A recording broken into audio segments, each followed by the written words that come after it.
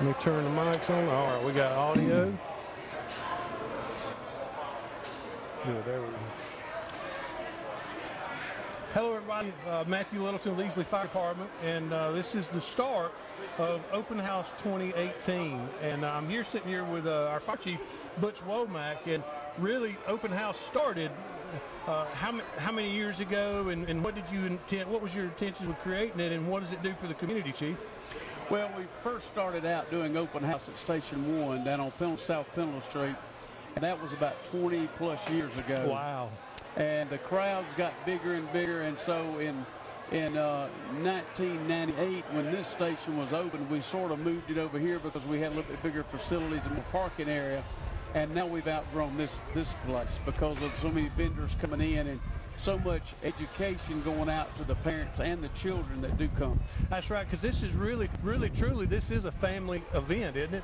That's correct. We do everything from signing up kids here on recreation events with the city and the YMCA to even the Pickens County Cancer Societies here to talk to the parents about various type of cancers. That's awesome. And every vendor that's here, whether they're nonprofit or whether they're business, has some involved in the community, right?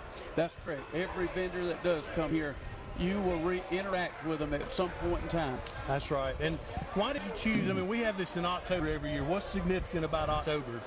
October is basically our fire prevention month for us here at the fire department.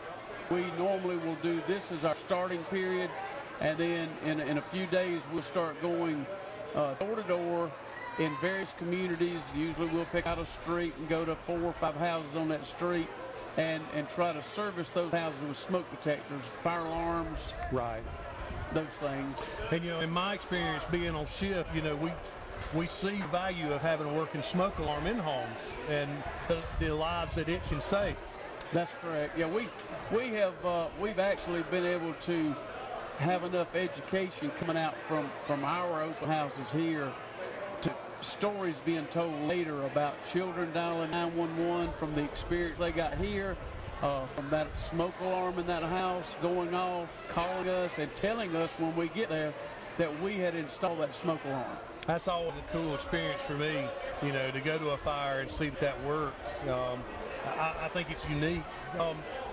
So Open House, really, you mentioned it earlier, is kind of the kickoff for Fire Prevention Month for us. And, October traditionally is a very busy month for us, but it's because of that community action, community interaction. Tell us a little bit about how the fire department interacts at schools and at businesses, churches, community events, things like that, and a little bit about the safety house.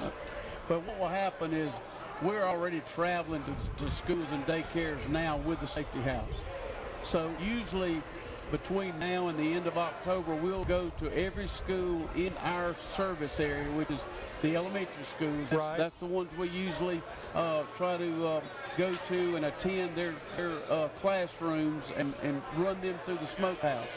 We also will go to churches that have daycares, and we'll try to educate those children, because actually the children from anywhere from the age of 1 to 10 and adults from 60 to 80 are the ones that listen to us most. The others, they don't listen to us. That's right. The parents of those kids will usually listen to those kids quicker than they will us. So if we can reach those two groups, we feel like we have done something. I agree. I've noticed that in my own experiences, the conversations I have with the adults as opposed to the kids usually involves talking with adults how their tax money is spent and why this is why it's so important for us to be there and how little it costs for us to do the fire prevention. That's right. My philosophy behind that is I had rather spend the $5 to $10 it takes to put that smoke alarm in the house than for us to respond and it end up costing that homeowner $15,000 to $30,000 to $40,000 to replace the contents and the rooms that were destroyed by that fire. I got you. So I'm getting a message here. Why is it not streaming? Well, is that it? Yeah, that's it. We'll go ahead and mute it because they're not. Let me get you some more folks coming by. Yeah. Okay. All right, so we'll be back in just a little bit.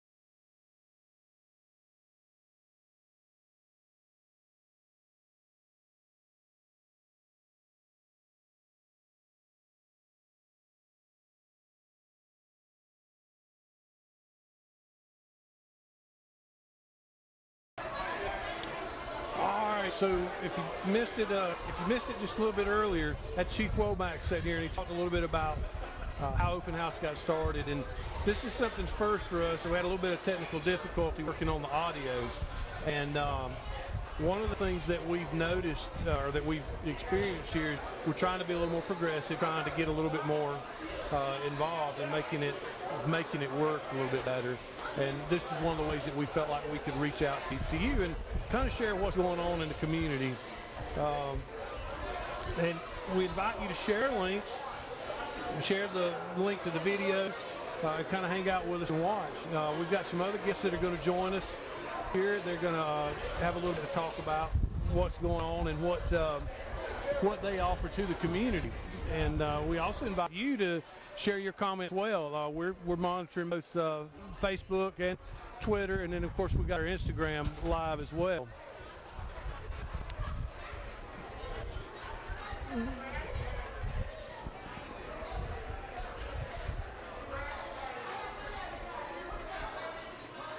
All right.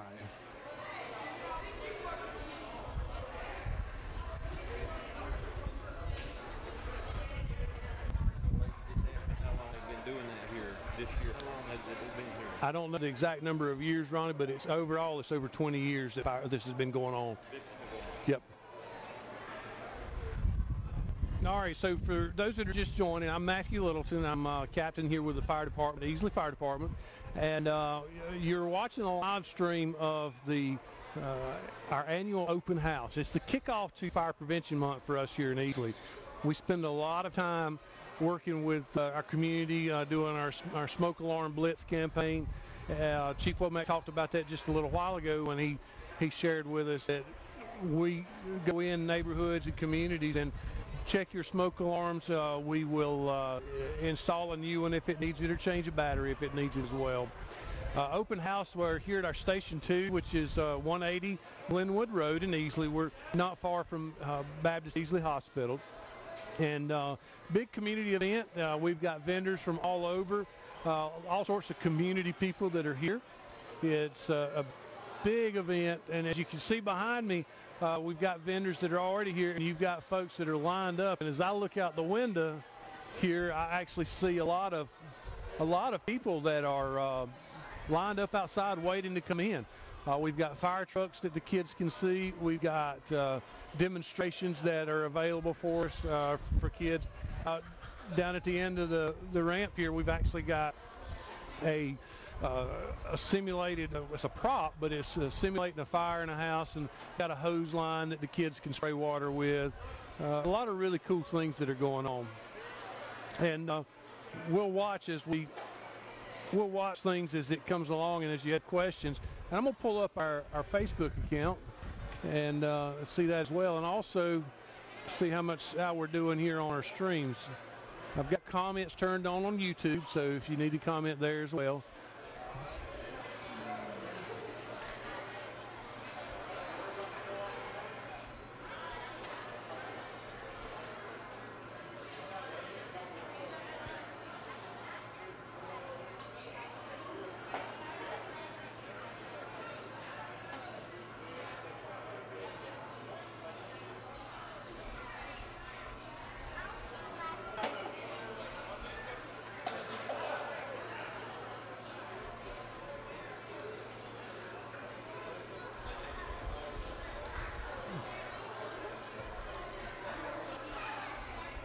So I don't see any comments yet on Facebook. I'm looking at this now. And we'll try to watch it for a little bit and see how that goes. All right, so talk a little bit about Open House and why it's important. It's a free event for the community. It is a way for you to kind of get out and meet. We've got our brothers and sisters from Easley Police Department that are here. They're serving their usual popcorn.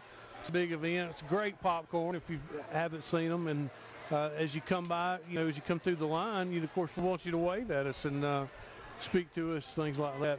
Then, like I said, we've got some folks that are going to be joining us to talk a little bit about what they have to offer. And if you see me looking down, I'm kind of answering some of the comments that come to us either via text or via social media. So I'm not trying to be rude.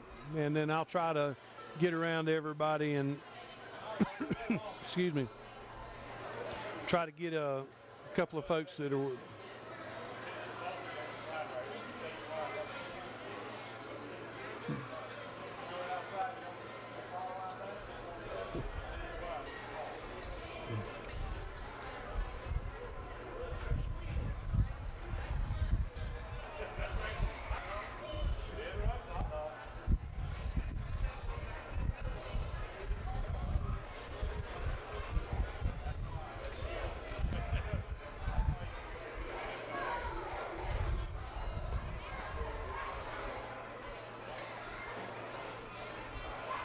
One question I just got was, has the Hurricane Michael impacted us at all? And of course we experienced rain like everybody else, but we were fortunate we didn't have a lot of storm related calls for service.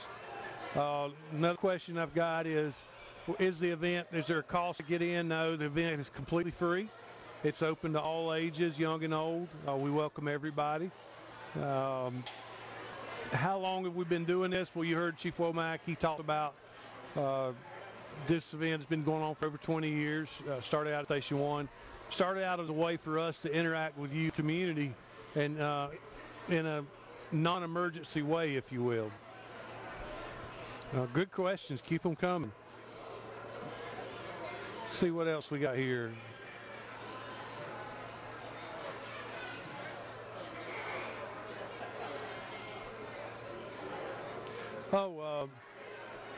We have got a question here about our antique fire trucks. So I guess you could say our curator, one of our firefighters is kind of the curator.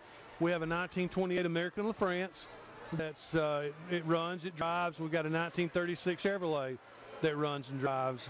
Mark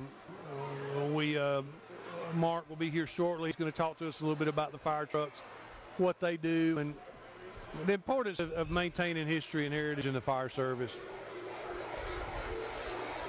How you doing? Good. Which one do you have? You look at him that way. Gotcha. Well, come sit down with me. All right. Let's see if we put your headset on here. Just put it on just like a...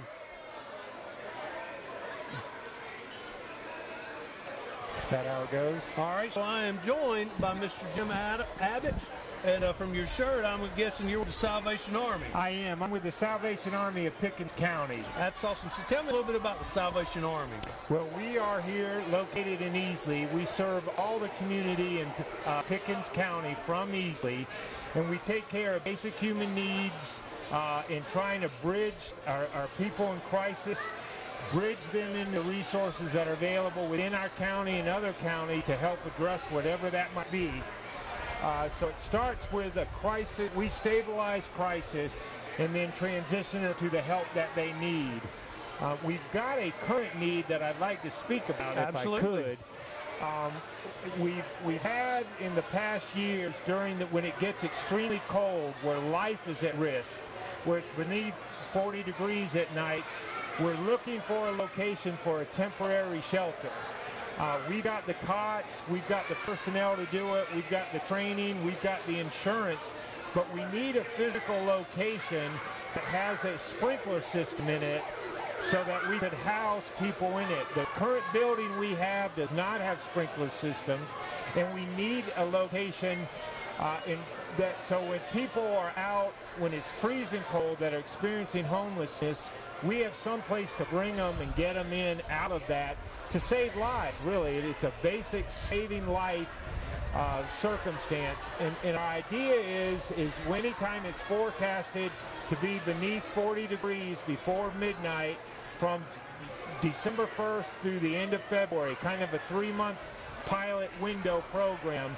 But we really need help from the community. If there's a church, if there's an unused building, if there's a gymnasium somewhere that could house this and be approved by code and regulation, then we'll come in and run it, staff it, train for it, and everything else to serve the entire Pickens County community. So. That's pretty cool, Mr. Abbott. You know, you bring up a good point, and I don't think probably a lot of people, is there a homeless problem or a homeless need in Pickens County? There is a homeless need. It's not as seen as much as it is in some of the more cities that are closer together. It's spread out more here. So it's easy to be unaware of it. I got you. There's a lot of what I call couch homeless here, where people are doubling up in a home, and they don't necessarily qualify all the time for a specific definition of homeless, but there is. It really has to do with poverty. Right. It's not just homelessness, and poverty is a lack of resources. Homelessness is a piece of that, but addiction can be involved. I got people you. that are re-entering from places. Tornadoes, where we've had a family that lost a mobile home in Pickens and had nowhere to go. So there is a need for a shelter. We do have a long-term vision of developing a strategic plan to bring a true 365-day-a-year homeless emergency shelter, not homeless, but a temporary emergency shelter to Pickens County. But we'd like to step out this year, if possible, with the cold weather shelter, start to get a feel for it, and then develop a long-term temporary emergency shelter plan. I got you. So what else does the United Salvation Army do for us? We take care of people that are facing financial crisis, for utilities, for rent, for water. We do job placement. We can help with that. Cool. We do food. We do clothing vouchers for those that might need some clothing to go find a job.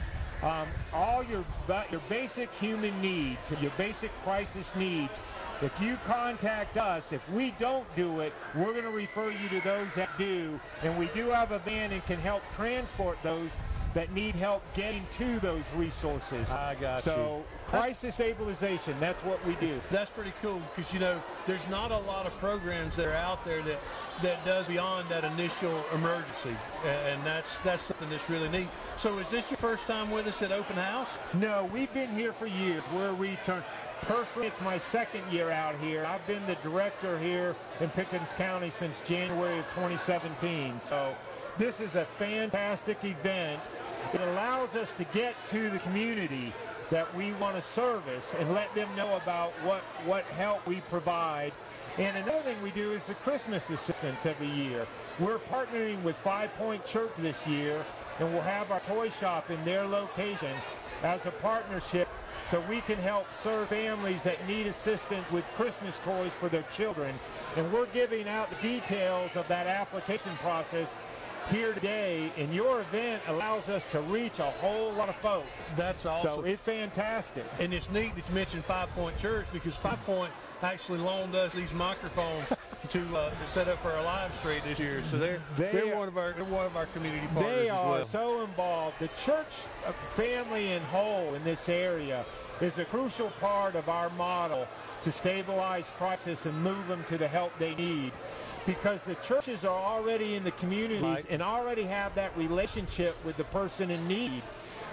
They don't necessarily know me, but they know their churches, and then the churches can call us. We partner with that. We partner with the Dream Center. We partner with the other crisis agencies, Share and United Christian Ministries. We're all a big family here in Easley and Pickens County, and it works well. And you guys are part of that. There's no doubt about it. Well, we love being involved in the community, and it's unique. So if people want more information about the Salvation Army, how can they get more information? They can go to our website, salvationarmypickens.org. They can call us. They can call me direct at 864-414-0846. They can go on Facebook, look at Salvation Army of Pickens County. Check us out on Facebook. Like us on Facebook and stay up with what we're doing. We also send out a monthly e-newsletter. They can contact me at jim.abbott@uss.salvationarmy.org. Send me an email. I'll get you on our email newsletter list, and then that newsletter comes to you the first of every month. Keep you up to date on what's happening. So that's some great resources, and I tell you what, Salvation Army has been a great partner in the community for a long time. Thank you. I've ate a lot of meals off of Salvation Army food trucks at events. So I just got back. I was deployed for the last 2 weeks to serve off of the canteen, is what they call those food trucks, and serve water and food, hot meals to the people down in Marion, down in Gresham. That's cool. Was that the Louisiana Canteen truck? It was. We worked with them. Yep. It was us from Greenville and the Louisiana Canteen. I just got back from doing 2 weeks. They wore me out down there. But it was so good to feed and hydrate the people directly right off the truck. I'm all burned up on my wrists. I've got burns and cuts on my knuckles, but it was a great experience.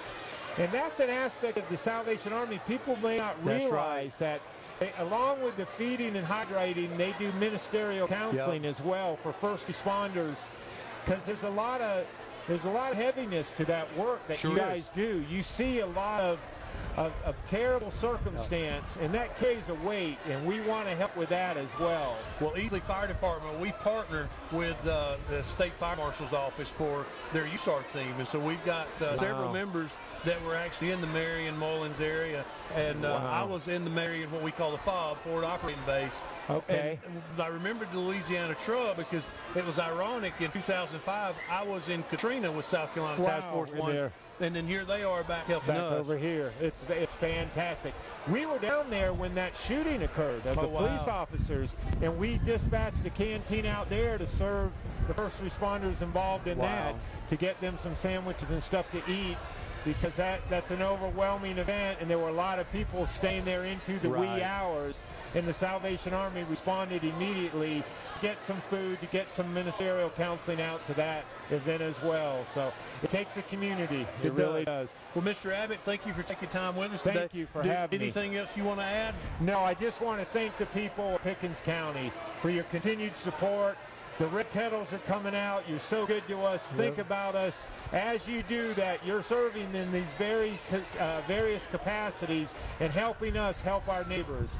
And we commit ourselves to interrupt the cycle of poverty with a cycle of hope. That's what we're about. Mr. Abbott, thank you so much for your time. Thank you. God bless you. So you've heard here from Mr. Jim Abbott with the Salvation Army of Pickens County, and they are here at our annual open house. Again, if you didn't hear us earlier, we're located at 180 Glenwood Road. We're not far from the hospital here in Easley. Big community event, lots of other vendors, and you'll hear from more as we go along through the night. Matter of fact, let's check and see if I've got any more questions or comments yet. No other comments. If you're not on our social media, look at us. You can find us on Facebook, Twitter, and Instagram. And our handle is Easley Fire. We're very active on social media. We also invite you to like the City of Easley's pages as well as the Easley Police Department's page. We're very active with both of those. And I hope we have some more vendors. So let me check and see if we've got any more questions or comments as of yet.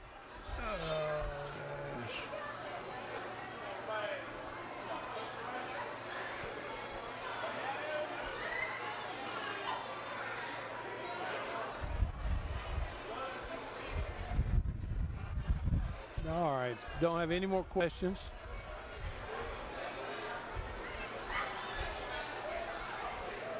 Good.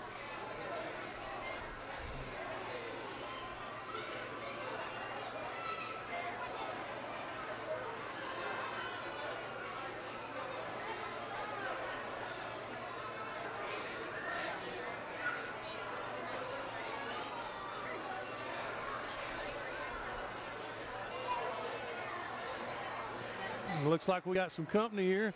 Put the headset on. Let me make sure I got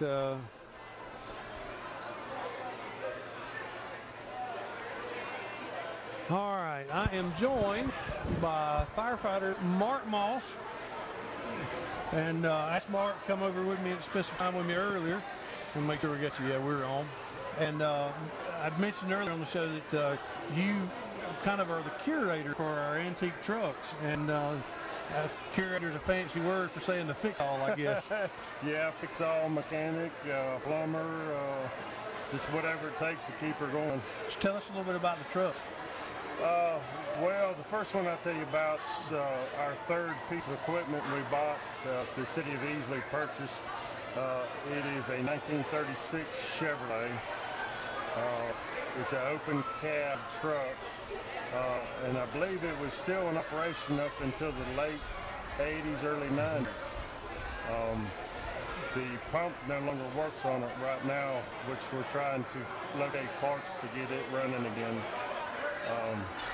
But it's a neat truck. We're fixing to start next year restoring it and actually do a new paint job on it. So we'll start probably after the first year dismantling it piece by piece so we can paint it. You know, that 36 Chevrolet kind of has a unique history background. You know, it came from the local Chevrolet dealership here in town, and actually came with another truck that's still around the area too, right? Yes, yes, it was bought new at Crane Chevrolet, which is no longer in business, but yeah, it's a local Chevrolet dealership. My grandfather, I remember him telling me he remembered the trucks coming in, and Williamson Fire Department has the twin that came in at the same time, right? Yep, that's correct. That's right. That's a fun truck. It's always unique. You'll see them in the parades, things like that. So tell us about the other one.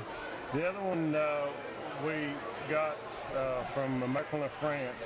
It was actually in their museum. It was restored by American France probably 10, 15 years ago.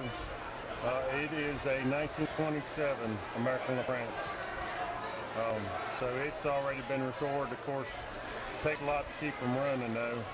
We just done a bunch of work on the engine so we can keep it running.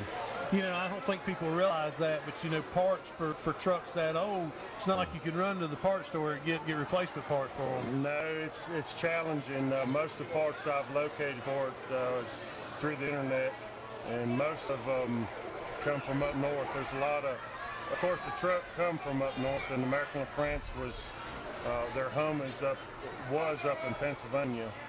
So there's more American France trucks of that era up there, so it's easier to locate parts up there. But it's just searching the internet, trying to find the parts. And outside of that, parts have to be custom built. Yeah, we've had several parts custom made. Yeah, that's correct. That's awesome. I tell you, you know, I'm very nostalgic when it comes to the fire service, but I think having old trucks like that kind of reminds us of where our forefathers in the fire service came from. That's correct. And that truck there, its nickname is Old Blue, but it actually got famous up in Pennsylvania. That's where its origins are. And it was famous because it pumped on a mill fire. It drafted out of the river and actually pumped for 2 days straight. Wow. On a mill fire. So you can actually find some history on it online. So for our viewers that are kind of, you know, like tinkering with old vehicles, tell us a little bit about the engine on Old Blue. That engine's unique. It's, as far as I know, it's made by American France. It's a 6-cylinder. Some of the unique features is it's got 2 ignition systems. It's got a regular points and distributor type ignition system, and then it's got a magneto ignition system. So it's kind of a fail-safe. If one system actually fails, you can flip a switch over to the other ignition system and keep running. So it's kind of neat. We just got done rebuilding the water pump on it. And a lot of the parts are made out of brass and copper, and it's kind of neat how it's all put together. That is pretty cool. You know, I think about, you know, last year during the Christmas parade, you and I were both on those trucks. That's and right. It was cold. My God, it was cold. And I got thinking about that. Imagine riding these things in a fire. That's you know? right. Especially Old Blue, it come from up north. Yeah. I mean, down here it gets cold winters, but yeah, they're both open cab trucks. So and in the rain. Yeah. Pouring down rain, I mean, you have no roof. Yeah. Old Blue has no windshield. The 36 Chevrolet does, but I can't imagine, you know, when the fire's in the middle of the night, you know, frigid temperatures. They were firemen back in the day. Yes, sir, they were. We kind of spoiled in our trucks we got today. We are. You and I have a lot of conversations about that. And I think about, you know, how in the fire service is unique because, you know, we don't have the luxury of being just one specialty. If you were on an assembly line, this is your only job. Right. You know, in addition to the mechanic stuff, you're still a firefighter here. That's right. That's right. Yeah, we got, to be a fireman, you got to be a jack of all trades, so to speak. You know, you got to be an electrician, a plumber, a mechanic, a cook. Yep. A maid. Yep. Sometimes a mother. Yep. To some of these young boys. But yeah, I mean, it's just you got to learn and be able to do it all. But yeah, it's just It's just part of the fire service. Well, I think about doing the mechanic work, at how many thousands of dollars people like you and other mechanics that work with us, how much of the tax dollars we save. Yeah. We try it easily. We try and do as much work as we can on the trucks. Some of the bigger, heavier maintenance stuff we got to send out, but yeah, we save a lot of money for the fire department in the city, accomplishing our own maintenance. We do our own oil changes, stuff like that. Right. So that keeps us busy, especially we've grown over the last several years and we've got so many trucks. It becomes a challenge keeping up with all trucks. And the trucks are pretty complex now too. Yeah. With all the computer systems, the load managers, things like that are in there. Yeah, and the mission controls, all the mission controls that's on the cars are now being put on the bigger trucks and fire trucks. So, yeah, they're getting more and more complicated. Yeah. A lot of people, and Chief Womack and I talked about this briefly earlier, when people see that we're spending $500,000 on a fire truck, a lot of times they get a little confused about that. That's a lot of money, but that truck will last us 30 years. That's right. That's right.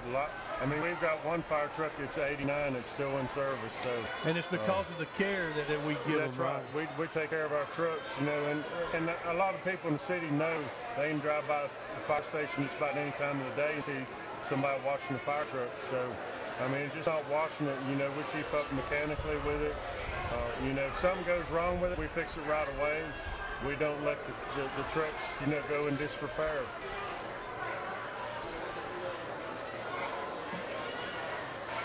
But, it's a challenge. We've got 4 stations now. We're fixing to build new headquarters.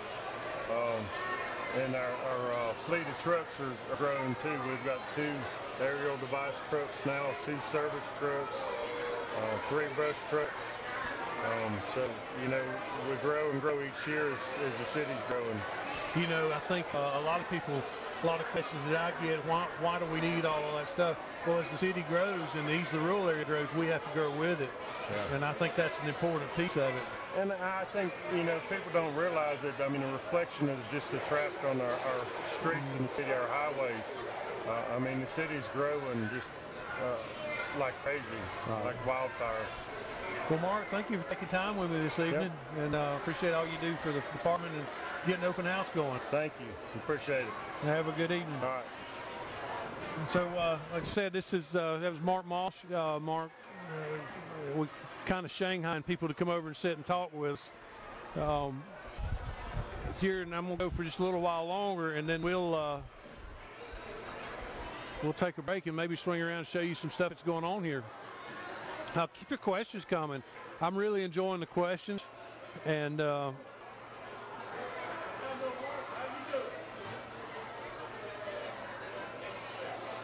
looking at a question now. I apologize.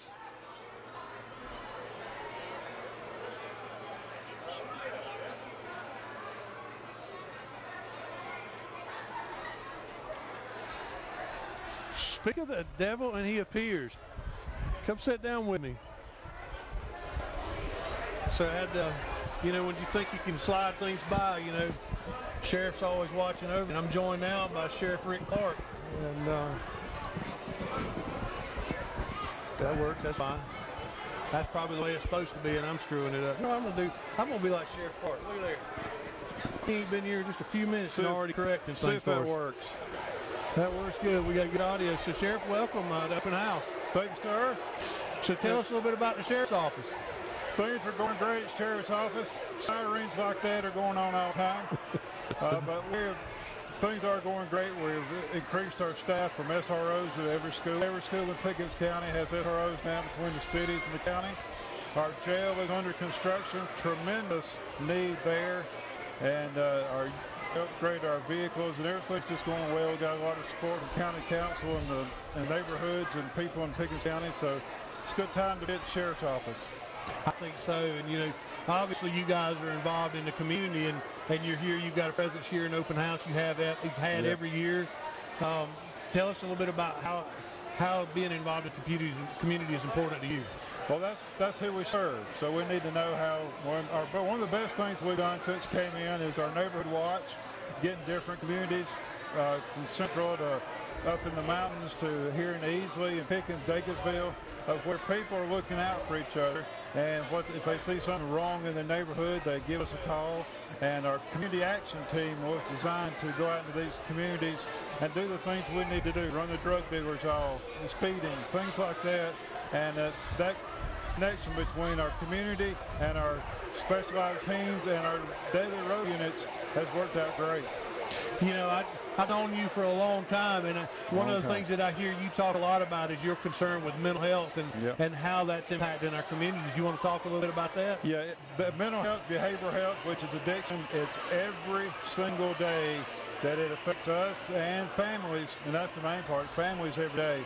And one of the things we're looking forward to the jail is in each pod of where people are housed there, we have places where mental health, behavioral health can get with these people and hopefully change their lives. That's what we want to do. We want to take this jail that the taxpayers have paid for, and maybe we decrease our recidivism rate of where they're not coming back into our jail, where we're not seeing them over and over and over again because of mental health and behavioral health. And there's good models across the country that we're adopting too, and we put out some grants we're trying to get, so we think that's a way to help our community.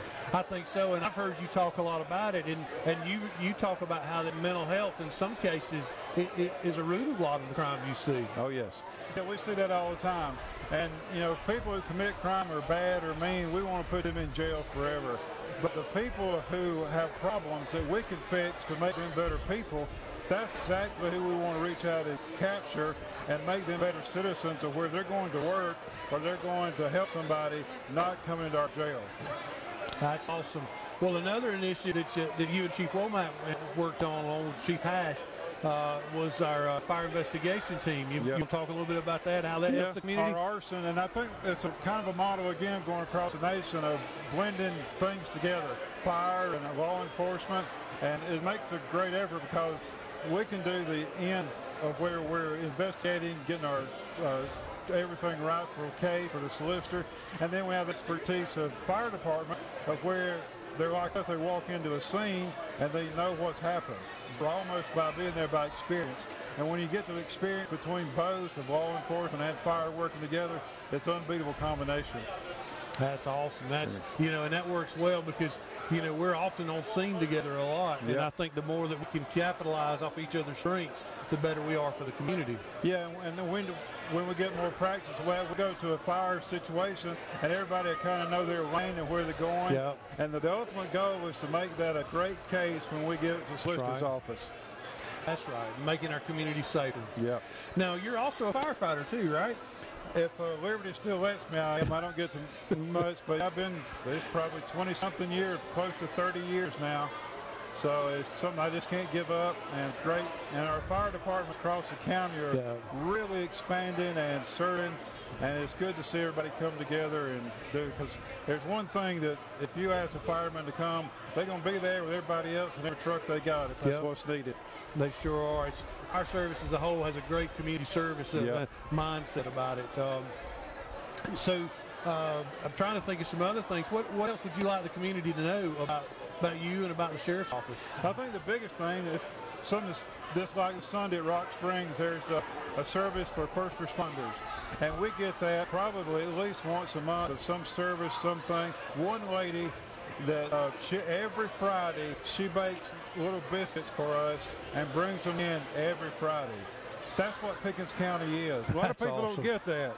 She goes out of her way to bake them and bring them up there. And we don't need this a lot of times, but we get cookies brought to us, food, all the same as the fire department. And that's what the best thing about Pickens is. We got the support. A lot of you go across the country and you see what people try to do. Even local governments a lot of times try to do their fire and police and first responders. We're just very lucky we have our citizens here in Pickens County. You know, you and I talked about this a couple times, but the Pinnacle Mountain Fire really brought that to life. It did. Teams that came from other parts of the country were blown away by the love and support we had in the community. Yeah, that was what it is. And you can see these hardened firefighters who are used to going up, fighting, and coming back down and maybe getting a MRE or some type of crackers or something. and some of them gained weight while they were here fighting Yes, fire. they did. Yes, and you they don't did. do that climbing No. up a mountain all day. No, you don't.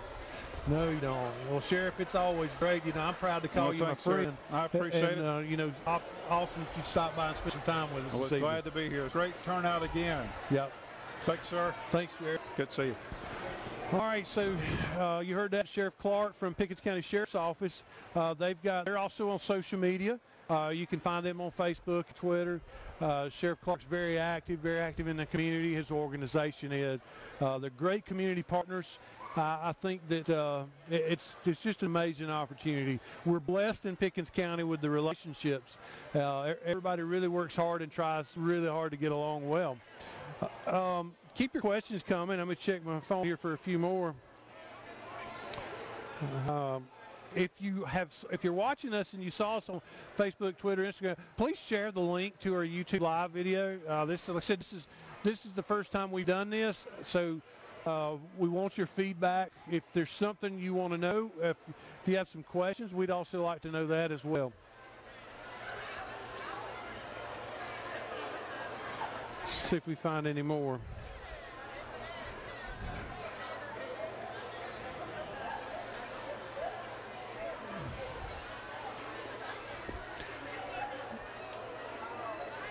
I should have some more people coming to join me just a little bit. One of the questions I got is how many people will we see in a typical night? We usually see around 2,000 to 3,000. The weather being as nice as it is right now, I expect we'll see more than that. If you come, you're just going to have to find you a place to park on one of the roads, and then be very careful, especially around the roadway. It's very congested. We've got our most prized possessions in the community, our children, who will be here and are doing a very good thing. I'm looking down as far as I can see down the bay here. There are people everywhere.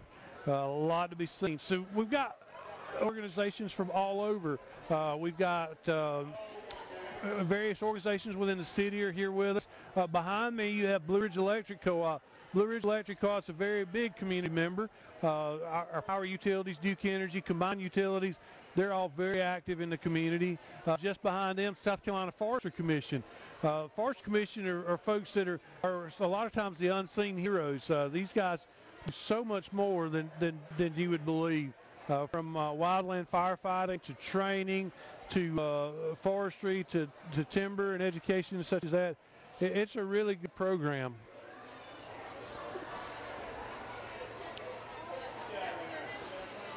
And for those of you who are subscribing to our YouTube channel, please subscribe. Like I said, this is something that's new for us. We want your feedback. We'd love to hear more from you. Let's check the others here.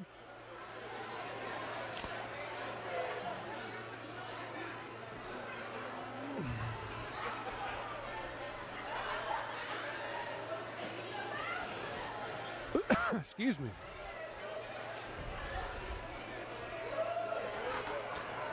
Let's see what it says. See how many people we got.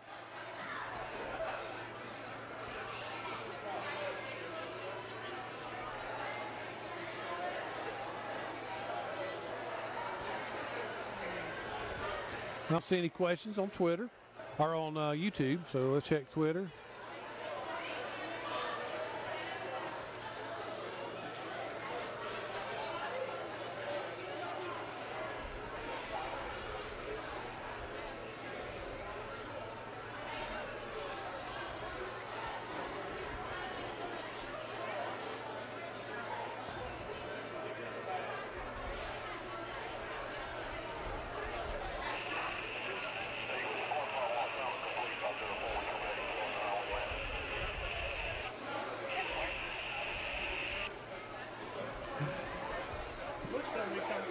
Well, I would love to talk to you.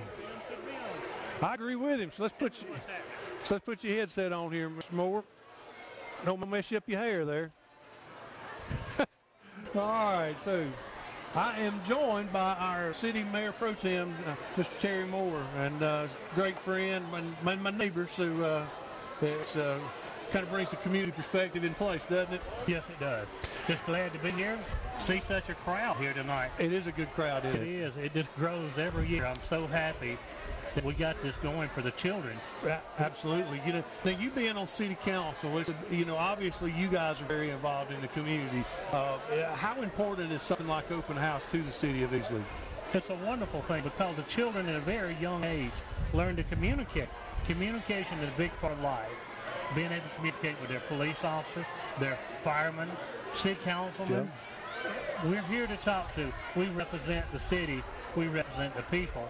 So everybody should reach out to us and to you guys if they need information. It's great.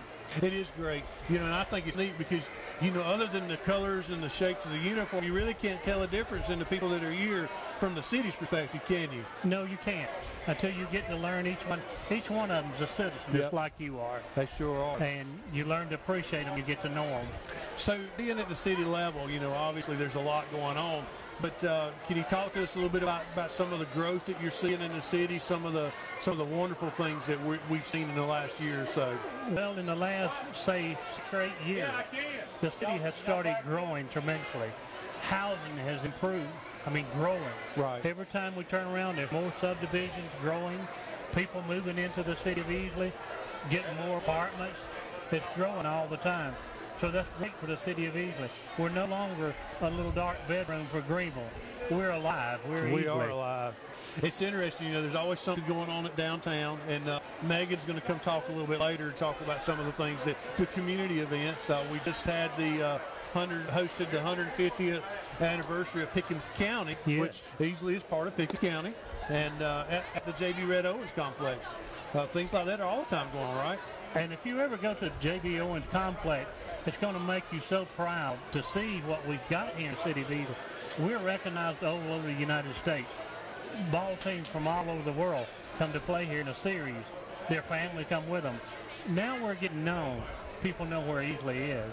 That was cool. It's kind of funny you say that because, you know, we send at the Big League World Series, I think, when they had that, we send a fire truck down to lead the parade out, us and the PD. We all the way up to downtown for the opening ceremonies. And when I was there last year, I was on the engine, and I had a ball with the team from out of the country who wanted to take pictures around the fire truck. That was really cool. You know, the translator said, "I've never seen a fire truck like this. They've never seen anything this big." That was a lot of fun. Well, some of those countries are not as developed a country as the United States. They don't have what we have. We're so fortunate. We're a blessed country. And those towns and countries don't have what we've got. So to see something like that fire truck, it's amazing to them. It sure to see is. our ballpark. Some of those guys started out playing with sticks. Yep. That's how they played baseball. What we used to consider cow pasture football, right? That's correct. But you know, when you see the kids here today, this is our future. It's our firemen. It's our policemen. It's our elected officials. It's our life and future. That's right. You know, something I think every municipality, every county should say is that we should feel like that we have the best there is to offer. But when I look around at our involvement with our education system, our high school, our middle school, our elementary schools, I look around at our churches that we're involved with, the city as a whole, I tell you, Easley really has a lot to offer, I think, in those areas. They do, and I'll stand on the ground that I'm a Christian. Since you mentioned churches, this is one nation under God. Right. And without him, we wouldn't be what we are today. We're blessed. Right. And our downtown you were speaking of, my goodness, growing every day. Yep. We're giving incentives for people to come down. Once we can get some good restaurants, something for people to come to, then the little shops and things will follow. And we're already starting to see a lot of the restaurants and the eateries, things like that come into downtown. Absolutely. And we got the movies downtown. Yep. And the theater. We're redoing the whole Market Square. We're making green space in front of City Hall for the bikes. We renewing the West End. We're just doing so much, it's unbelievable. We got new housing going on down in where we done the Doodle Trail. Yep. Affordable housing. That is such a thrill. It is. Seeing people get a home that's never had one. You know, and that's something I can't believe we haven't talked about that yet, but the Doodle Trail. I mean, the Doodle Trail has been a big part of the city, not only city, but the city tickets as well. I mean, you want to talk a little bit about that? I will. It's a good venture. If you've never walked it or ridden it on a bicycle, it's a good venture. I think about 8.5 miles. People coming from both ways. And it's so exciting. We got our park on Fleetwood Drive. It's absolutely amazing for children and parents. Parents can sit and read and relax in the shade while the children are playing on the playground equipment. We have the car boxes we have refurbished. We're so excited about that. And if you've never used a trail, get out there everyone and walk there and see how much traffic's on it. It will amaze you. You know, it's funny you say that because we live not far from the Doodle Trail. And one of the things that I think about is how many people really are on there. When we've had to run a few medical calls on the Doodle Trail, how many people are on that trail? And that just amazes me. I would have never dreamed we'd seen that much. But I hear over and over again how much families enjoy the Doodle Trail. That's true. You find older people, younger people, middle-aged people, families. It's everybody using it for physical therapy, for exercise, pleasure. And our park is full. The parking places get full. We have to use it over on the corner to park cars because there's no place to park. And seeing it grow like that's so exciting. That is awesome. Well, Terry, is there anything else you want to add? No, I would just like to thank the citizens of Easley for being a part of what we're doing and being out here tonight. And their participation is what makes the city grow. Well, Terry, I can't thank you enough for being out here with us, and thank you for your support. Thank you. Have a good evening. Enjoy being here. Thank you. Me too. So it's Terry Moore from City Council, Mayor Pro Tem, and he's joined us. He's going to go find some more vendors and tables to go around as well. But thank you, Terry. Have a good day.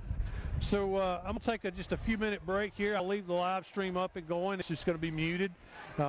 Like I said, share with folks. Let's get some more views, and I'm still looking for your questions.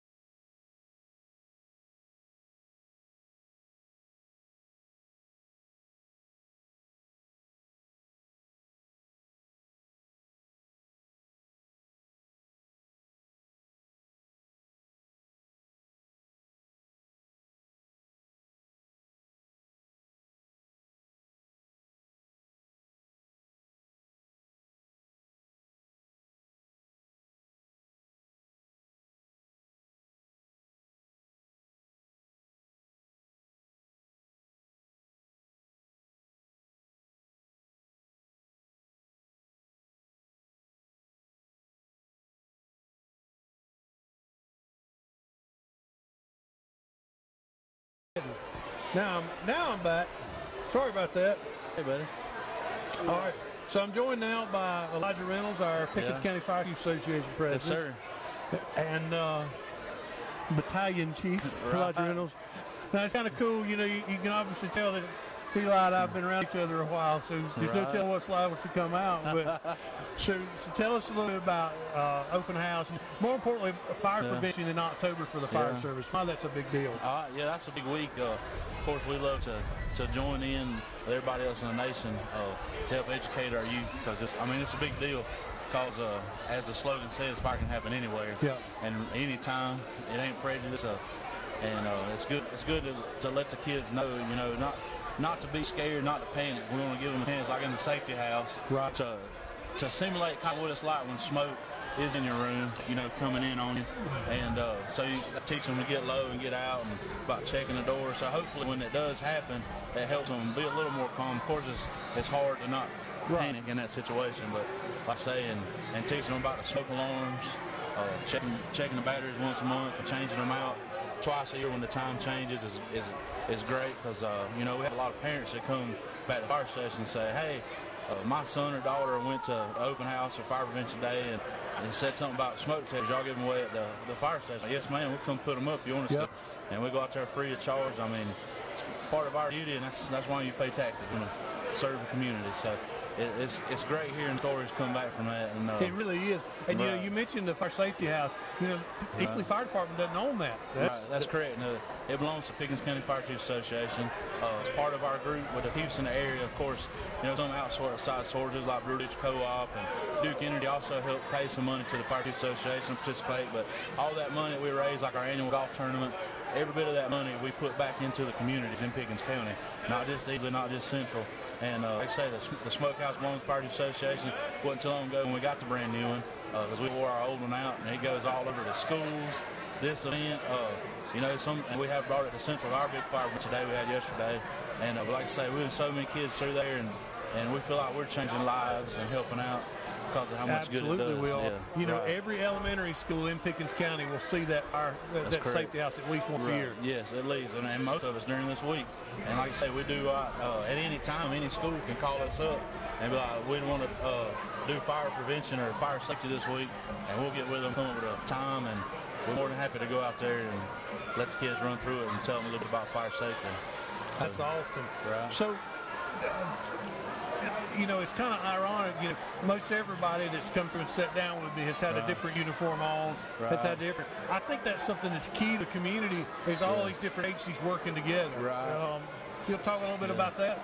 Yeah. Oh, and growing up in the fire service, my daddy's been the fire chief of Central for since I think it was. He's been on the fire department since '91, and he's been serving as fire chief. I think it was 2002 or 2003. So he was a fire chief. Like I say, I grew up in it. I lived it and breathed it all my life. Knew what it was about.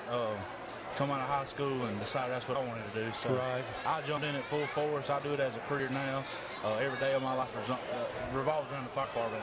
Eat, sleep, and breathe it, and I love it to death. Like I say, they tell you when you have a job you enjoy, you never work a day in life. That's right. I honestly feel that way. It's crazy to say, but all the agencies working together, like it's really. I feel like in the last 5 to 6 years, it's really gotten better in my eyes. Like Duke Energy, Blue Ridge Co-op, the power companies, we do a lot of power lines down. They've gotten better about working with us. They come to a lot of our meetings in the Fire Chiefs Association now, and are working with us to help us do our jobs better, flat down power lines and stuff, because obviously we are firefighters and we go to the danger, but the power lines, that's a different monster, and we want to be sure that they're down, or they're accommodating us and helping us to determine on those calls now. So along with that, and it's great they working with us, and other places like Easley Combined, and a lot of the local water departments, public works have been working with us, and really other agencies overall as fire departments. We installed the box alarm system last year in Pickens County to help with structure fires and manpower issues, because nowadays pretty much everybody's got to work, and it's harder to find volunteers during the day, so the box alarm system's great.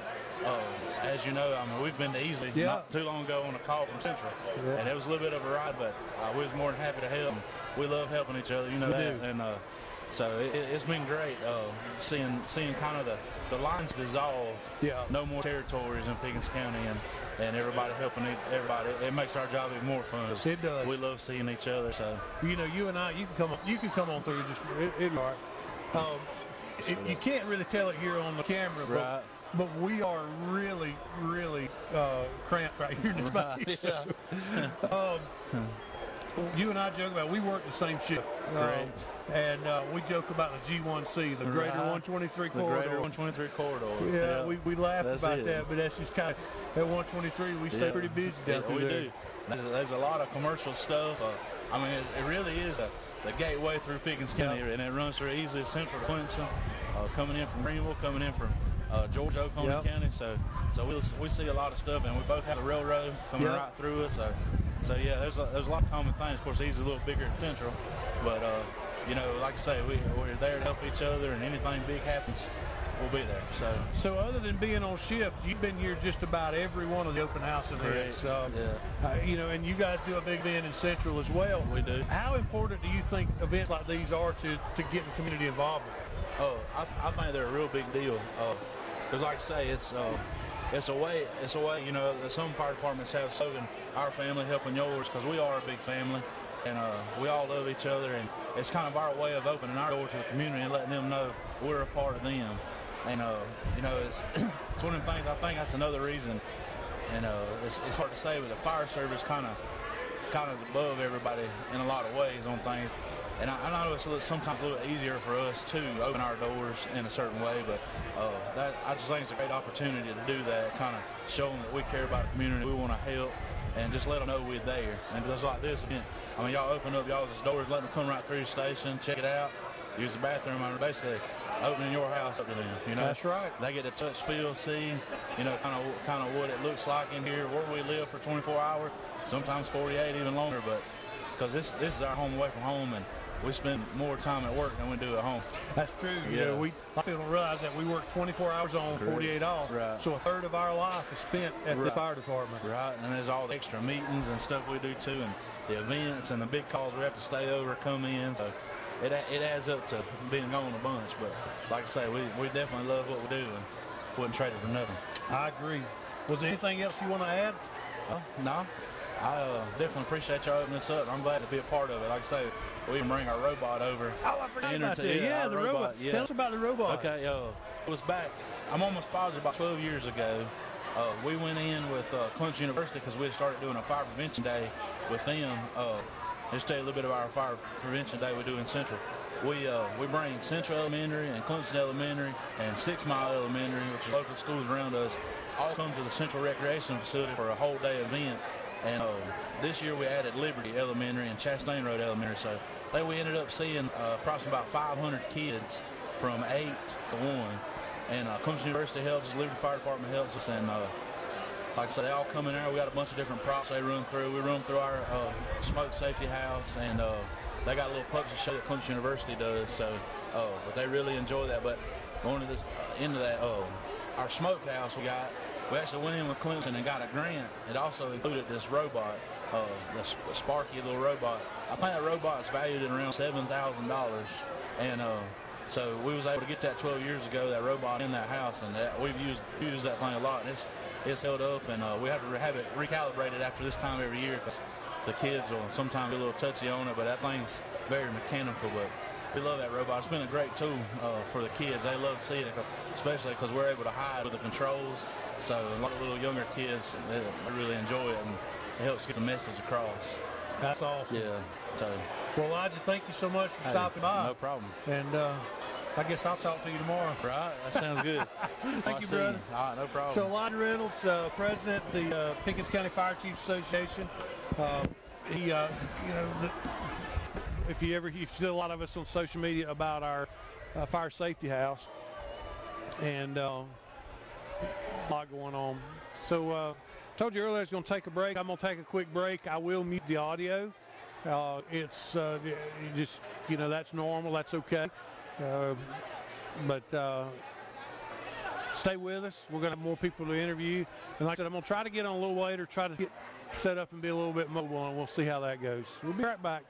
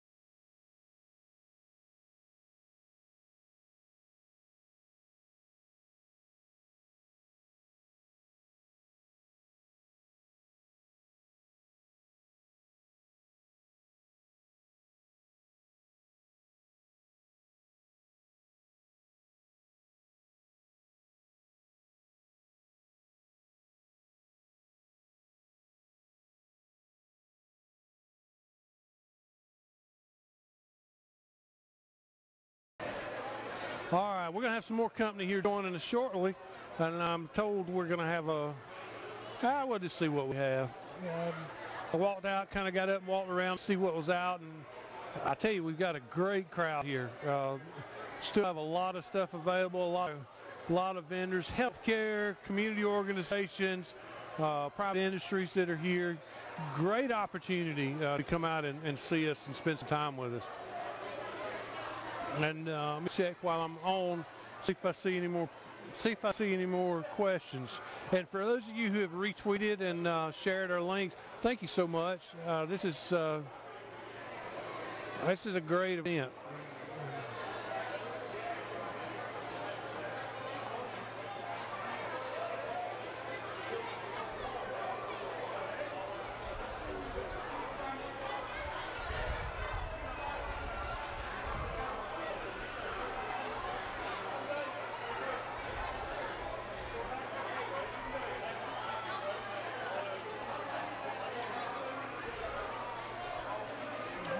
Looks like I got my next guest here with me.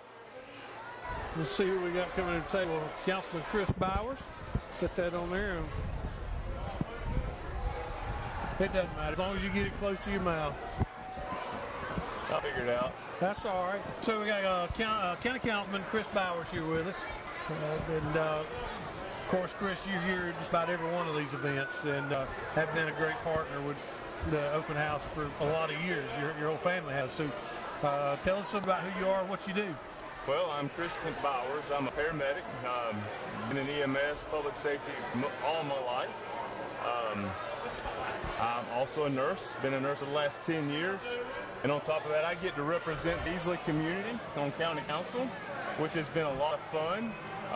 Outreach, public involvement in what the government does has always been important to me. I don't think people really understand the depths, so events like this where you can bring in all the people was really exciting. So like you said, I've been a part of this for a long time, been coming for a long time. My daughter loves it, so we're just glad that you guys put it on and allow us to come. It's a lot of fun for us. It's a lot of work. For us, open house, we start getting ramped up, preparing for open house in August. And it's a big event. It's a lot going on. But we enjoy getting the interaction with community. And I hear you and I talk a lot. I hear your heart for interaction with the community. How important is that in not only government, but in public safety? Well, I think that public safety is one of those things that people all know we need, but they know very little about. Because the only time we typically interact with fire, EMS, law enforcement is when we're in a crisis ourselves. That's right. So when you have events like this, so people can learn what it is exactly they can expect, what the job is. You have real expectations of what the employees do, what our staff does, and what we're here for. I mean, there's a lot of times people don't even realize what the true purpose of an agency or department is. It's more than putting out a house fire. People don't realize. That's right. Firemen come out to medical calls, car wrecks, swiftwater rescues, people down trenches. Same thing with our paramedics. They're not just ambulance drivers. That's right. They are doing skills that doctors didn't do 30, 40 years ago in the back of a moving vehicle. And the things that our law enforcement officers go through, it's important. These events are so important because it gives a time to interact, question answering. My wife teaches at East Elementary School, K4. She's been in education for a long time now. One of her favorite things to do is she has a public safety week, and it allows the kids to get in the back of a truck so that the first time they interact with an EMS crew is not during that crisis. Right. They realize it's like Doc McStuffins, and they're there to make them feel better. Or the first time they deal with that law enforcement officer, it's not a big, scary guy with a badge. It's a really cool dude with a cool car, and he's there to keep you safe. And Easley Fire always comes out, brings a truck out, and lets the kids play and see that, yeah, that equipment looks scary, and that mask makes it sound funny when you talk. But they're there to keep you safe and not to run away. They're your protection. So I think when we get the public interaction in the non-crisis mode, it better educates them to what it is exactly that we do and the full capabilities. That's right. I think that's well said. It's always great to meet these youngsters, well before the event happens. Now, changing gears a little bit, you were a part like a lot of us in the 150th anniversary of Pickens County. You'll talk a little bit about that. Right. So the county's 150 years old. 1968, they buried some time capsules. One of them will be opened in another 50 years. We opened one last Friday. Had some really neat stuff. Governor came in, all the delegation was here. Really cool time, exciting time. So we found a lot of letters and a lot of artifacts, if you will, in the time capsule. So we didn't open each individual letter and read it because we just didn't have the time. So over the next 150 days, we're gearing up. We're going to try to bring some families in that maybe their family member wrote the letter or left the letter, or businesses. There are several businesses. And we'll have those guys read them. Everything's going to be on display. We had everything on display Saturday. Had a big birthday bash and the swinging medallions, and Pickens County's got talent and carnival rides. And the city helped, and we put on a big fireworks show, and then they did movies at the field afterward. I believe they showed Coco or something. But that was all exciting. But we're going to take these artifacts around to all the different communities over the next several months, and then obviously they'll be in the museum. But what's even better is we're planning to bury another capsule before the end of the year. That's cool. Pure speculation. I'd look for it around early December. There'll be more coming out about that.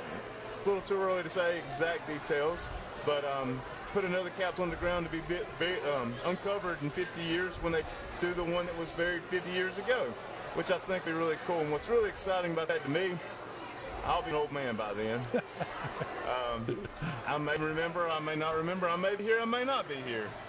But my daughter, who is 7, she really be at the prime age. I made sure she was there Friday, a lot of pictures, a lot of memories made, and hopefully that'll be an exciting time for her to be able to relive some of that when she's 57. So it's a great time. Year full of celebration. We're not done. Friday and Saturday wasn't the end. We're going to carry on into spring of next year with the whole deal. We'll wrap up with a big high school students Mark Wood presentation at Clemson. It's going to be a great time. So a lot more to come from that. Awesome. Well, Chris, thank you so much for being a part, and just appreciate everything you do for the community. Well, I thank you for the opportunity to be here, and I thank you for opening your doors. And this place is packed. It's crazy. Packed. I'm like, where does the line start? Because all I see is a big loop, and I think it starts like 3 counties over. I'm thinking so. Definitely nowhere to park, right? No. But it's a great time. We enjoy it every year. I enjoy it every year. And I just thank you guys for opening your doors and allowing us to have it. Awesome. Thank you, Chris. Thank you. Have a good evening. Yes, sir. Enjoy it. Absolutely. Thank you. So, Councilman Chris Bowers, Pickens County. Of course, Chris, he's been in our community, in emergency medical service for a long time. So it's been good it's good to call us some familiar faces and just share with folks what's going on here. One of the questions I got just a few minutes ago was how much does it cost to be here? And it doesn't cost you anything. There's no fees, there's no tickets or anything like that. We want you to come and we want you to enjoy event with the community. So I felt my phone buzz just a minute ago. Let me see what we got here.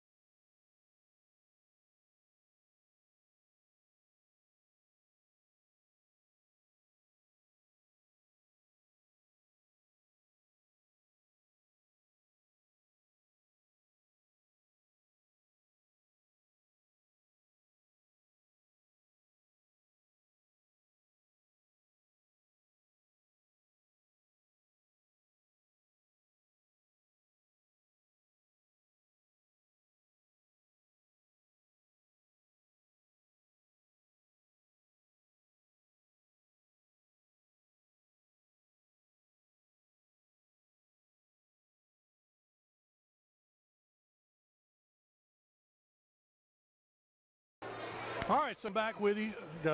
Take just a little bit of break and we'll get some water. You know, believe it or not, it's actually hard to come up with stuff to talk about sometimes. But I'm joined by my friend Eric Greenwood. Yep, this is a good time we're having here. It is a good time. Tell us a little bit about what you do at the city, Eric. I'm actually the stormwater director for the city. I do a lot of the environmental compliance, all the construction sites you see out there.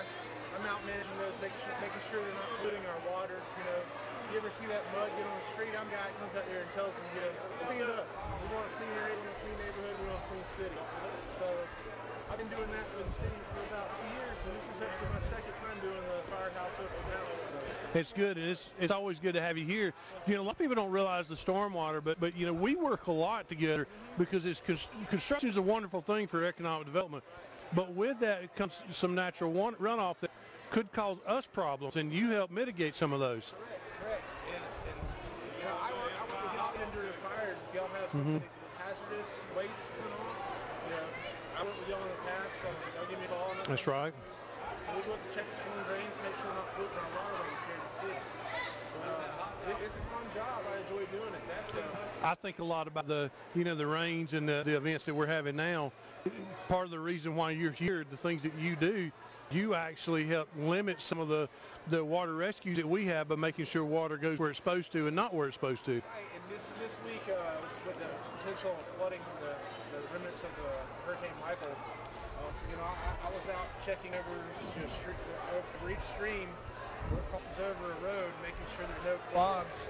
So, you know, there's no potential loss of life or potential loss of property just from a small clog in the stream, you know, right at a roadbed. I think back early in my career, you know, we would run a lot of water rescue calls when we'd have torrential rainfall, but because of the work of stormwater, we don't go to those places anymore. Right, and even people at home, you can check around your neighborhood, your area, and if you see any issues, you know, there's a representative in the county that does the same job I do. There's a representative in Anderson County, Pickens County, and of course the city of Easley, and that's me. That you can call them and they can come fix that situation behind your house. So, you know, also managing stormwater.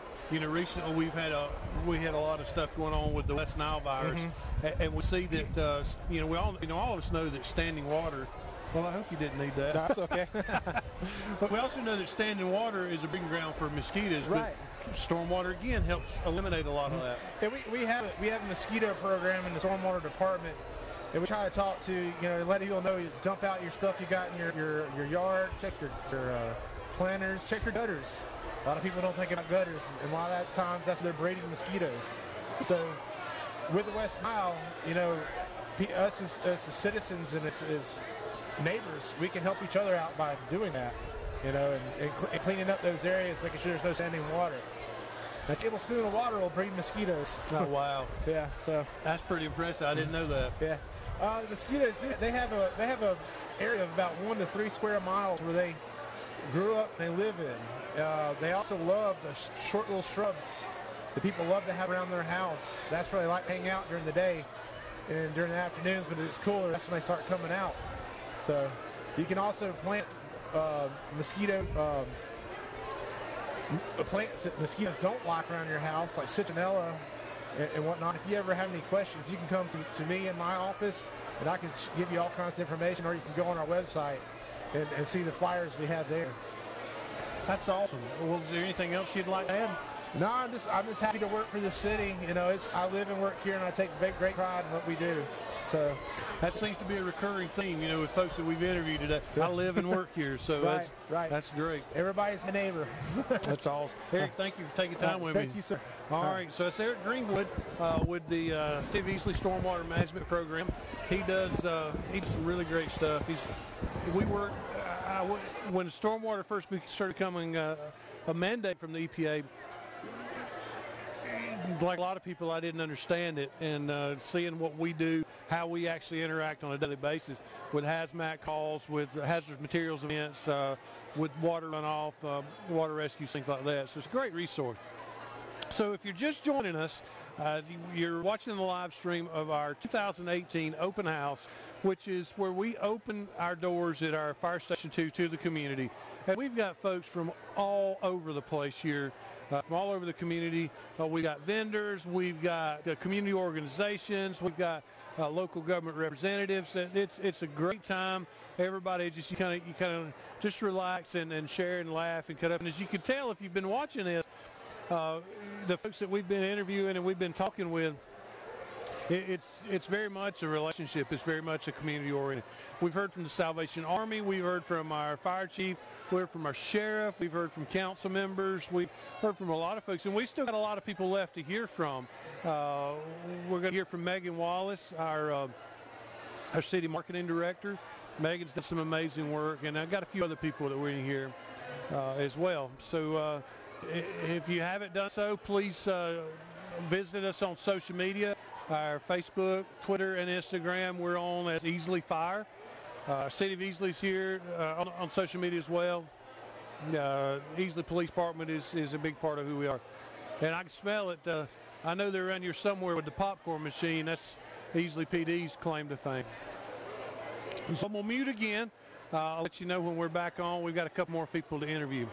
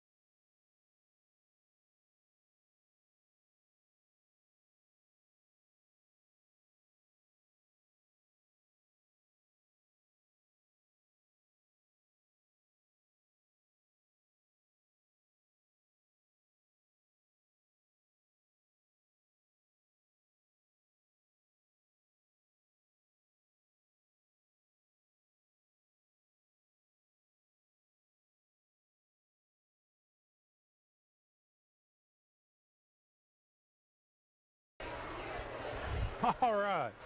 Well, I had to go out and round up folks that were supposed to be here and interview with me and tell you a little bit more about it. If you just now joining us, we are here for the annual, well, I say annual, it's the 2018 open house. It's where we here at the Easley Fire Department open our doors to the community. You get to come in, you get to see not only our fire station and trucks and meet our firefighters, but you also get to meet members of the community. We got folks from all walks. We got our police department here. We got EMS here, rescues here. You've got emergency management. You got municipal. You got county. You got state. It's a really great event here, and so we're having a great time. You got a lot of things that are going on. So if you share the link, Facebook Live, or say Facebook, YouTube Live, but share on Facebook and on Twitter and Instagram as well. We really enjoy getting out doing this kind of stuff. Hopefully our guests are going to show up here in just a minute. We still have a pretty big crowd here. Long lines aren't too long, but it's things are going well.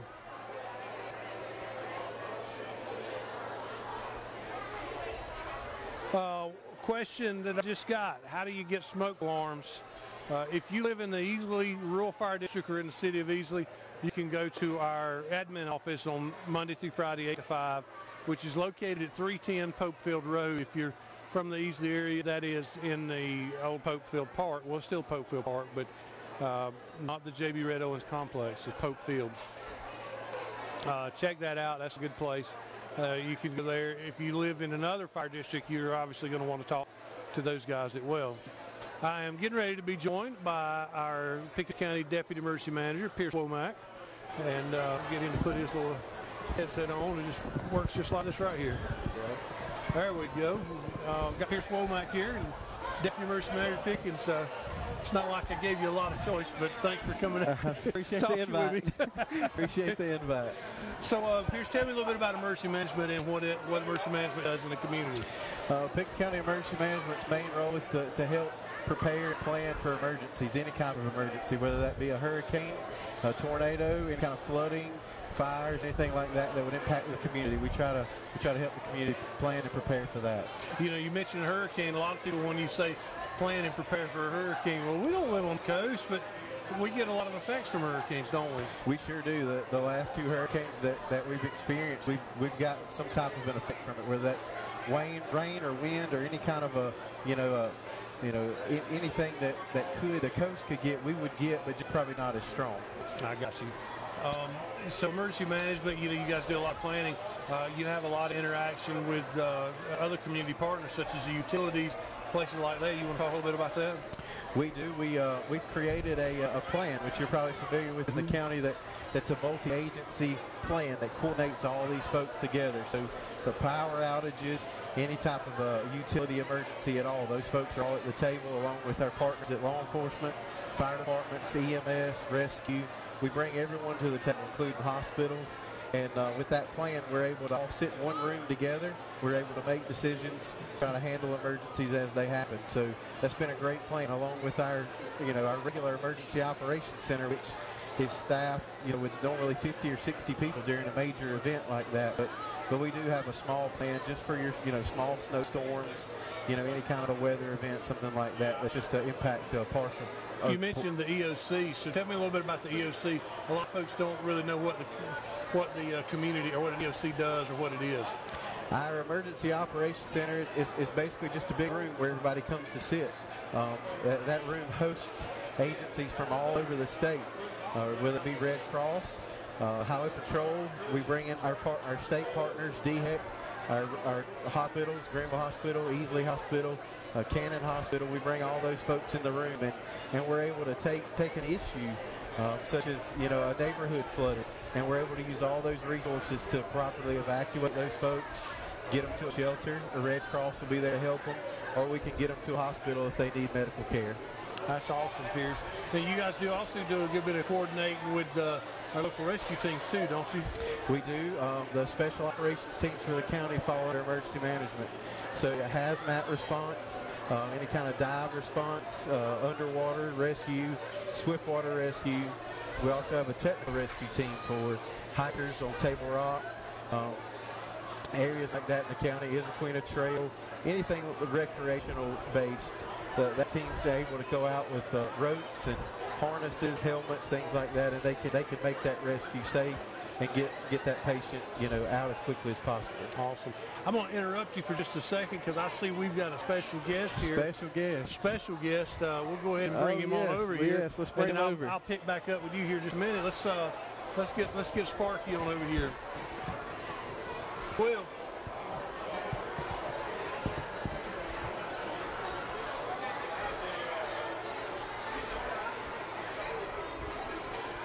We have a special guest, I'm excited.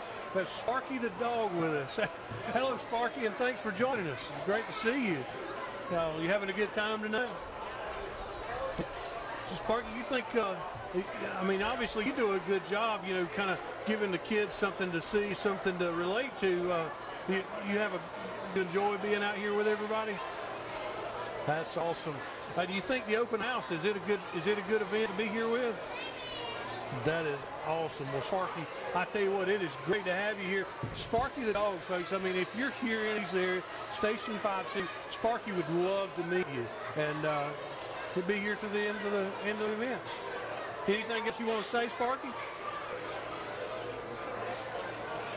Thanks, Sparky.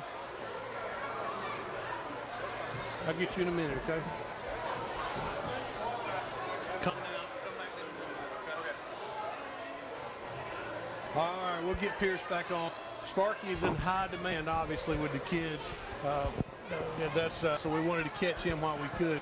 He doesn't have a lot to say, but, he is here. So that's right. It's good to see him. It's good to see him. So you was talking about your special response teams. Pickens County sent some of those members to the coast during Hurricane Florence, right? We did. We had a total of 21 folks deployed to the coast, and about half of those were swiftwater rescue, and those teams were initially sent to Sumter just for staging and preparations, and once the storm came in, they actually moved them to Marion County, and they were in a city called Mullins. And they've actually responded to that town before. During Hurricane Matthew, our teams went there and assisted that same town, rescuing homeowners there, and it was nice. Those folks really enjoyed getting to go back, and they were able to rescue right at 160 individuals. That's amazing. From homes, nursing homes. I think there was even one apartment complex they helped evacuate. So that team has come a long way over the years, and we greatly appreciate Pickens County supporting that team. And anytime we can take our talent elsewhere, we like to try to do that. That's awesome. Well, Pierce, I see you got a special guest that's waiting on you. So, I sure do. Yeah, so I'm gonna tell you thank you for coming and talking with me for a few minutes. I appreciate the opportunity. It's Thanks, Pierce. Guys, to be here. Thanks for all emergency management does. All right, so we're going to have a couple more people that are going to come out and join us. It's going to be muted for a little bit again, but we will be right back.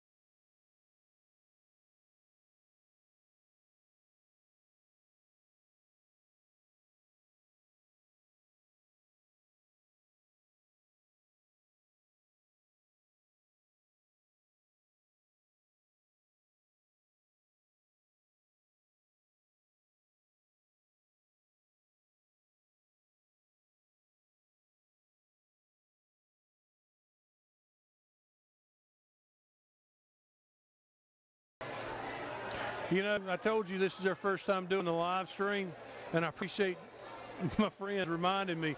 But when I hit the mute button, I forget to hit the mute button. Back the young man you were just talking with, you were just looking at was Will. He's one of our explorers. He's 14 years old, and he does a lot of. He's one of an amazing group of individuals, young men and women who are learning to be firefighters. They're getting real-world training, and that's a big issue now, a big emphasis now is trying to grow the next generation. So I'm going to mute again and go find a couple more people.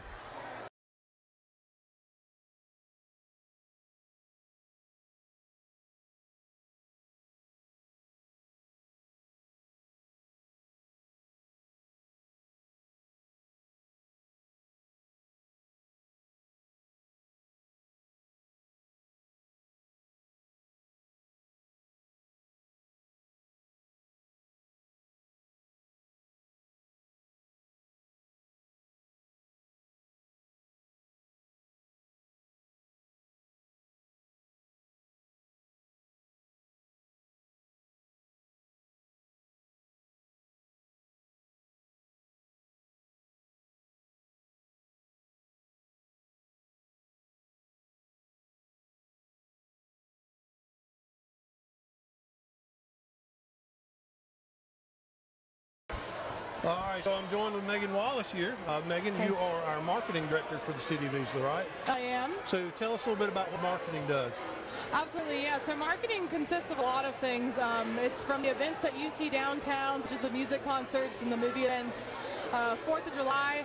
But it also is the newsletter that you guys receive at your residence and everything like that. So it really is a wide range in terms of managing the website and events and everything along those lines. We had Terry Moore with me earlier, and we were talking about the downtown, and he talked about the downtown events. That's become a big thing for the city, hasn't it? The downtown events? Yeah, absolutely. We really want to push having everything Old Market Square to kind of create that community centralized feeling. We really want to gather a sense of place and Easley, and this is the way that we've kind of seen to do it. So we like to give a variety of events, but also we like to kind of engage different elements of our community as well, with different styles of music, different movies for all ages. Those are the kind of ways that we like to get people engaged. That's awesome, and you know, the city as a whole has really embraced that whole community approach. I think we see it from economic development, we see it to events in downtown. Tell us a little bit about telling the city story. I mean, your job is basically to tell the city story. So what is that like? Well, actually, it's kind of funny because we just went through a rebranding phase that was composed of opinions from all kinds of leaders, historians, downtown business owners, you name it. We kind of selected groups, including the kids at Easley High School. That's so awesome. We really wanted to get a range of opinions, and we established this new brand that we're hoping the community embraces. We're actually here talking about it tonight, so if you have any questions about it, feel free to ask me, but it's all about the emotion and the connections that are within Easley. You know, you can come from 6 Mile or you can come from Greenville. You establish yourself in Easley just to come down shop, come down to one of our events. There's plenty to do with 9 parks in our area. We're one of the few little communities that has that kind of base. So we really like to see people engage in our community and also just get out in a different variety of ways. That's amazing. And you mentioned rebranding. You know, that's not something you typically see in the public sector. You typically see that in private sector when it comes to industry. I think that's unique in the city's approach, that you're looking at it from a long term, from a development perspective. Talk a little bit about that. Yeah, absolutely. It's not just, you know, a pretty picture. We really wanted to set the why come to Easley, especially for economic development, as we're trying to, you know, see some more businesses come downtown especially. We've seen the growth on 123, but we really would like to narrow it down into downtown. And so we really get to tell the story through the different elements that come together for that brand. And especially we have a brand statement that kind of just hits on the points of really what Easley is in terms of a feeling, and really sees the sense of community that came out of those quotes. You know, Easley is a small city to some, but also a small town to others. So it really just depends on how you feel about Easley. Right. And we like to see the kind of range, and we can push that towards our economic development pieces that are hopefully going to be engaged in downtown. You know, and that's interesting because, you know, here's the city's overall approach, and then here we are tonight at open house. Nearly every department from the city is represented here tonight. Yes. And you know, it's seeing that open community approach. That's I think that's something that we hear a lot from our administrations that we want to be more involved in the city. Oh yeah, I mean, coming from a city, I previously worked at the city of Raleigh, and I was very engaged, and their departments are very engaged. So it's cool to see, you know, you see it in the big cities, but it's really good to see it in these kind of medium-sized communities that all departments want to get out. That's something that I believe is kind of different for this kind of area. Sure, you see it in Greenville, but we are one of the communities that sets us apart and really engages in their community, just as you guys are doing tonight. And I think that's something special that our community has going forward. I agree. Was there anything else you'd like to add or tell people watching about what you do and what the city's doing? No, just if you have any questions about any events or anything you want to look forward to, or maybe any questions about rebranding, I'm more than happy to ask. My name is Megan Wallace, as Matthew has stated, so feel free to call me up at City Hall and just let me know if you need anything. Awesome. Megan, thank you for joining me tonight. Absolutely. All right, so Megan, thank you for joining us, and if you have any questions, you know, obviously I've been talking about our social media avenues from not only the fire department but the city of Easley as well. So take a look at the website, and of course reach out to her as well. Thanks, guys. We'll be back in a little bit.